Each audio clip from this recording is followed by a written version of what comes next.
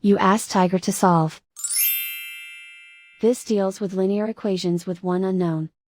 The final result is x equals 3. Let's solve it step by step.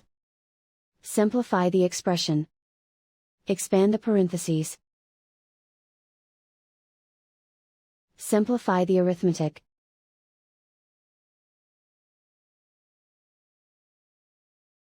Expand the parentheses.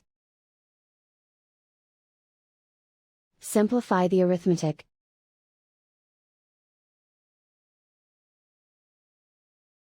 Group all x terms on the left side of the equation. Add 3x to both sides. Group like terms. Simplify the arithmetic.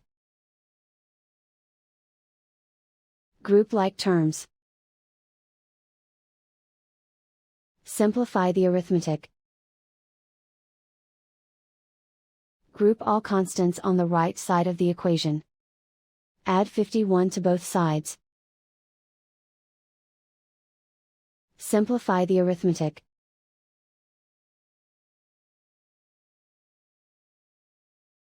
Isolate the x. Divide both sides by 18. Simplify the fraction. Find the greatest common factor of the numerator and denominator. Factor out and cancel the greatest common factor.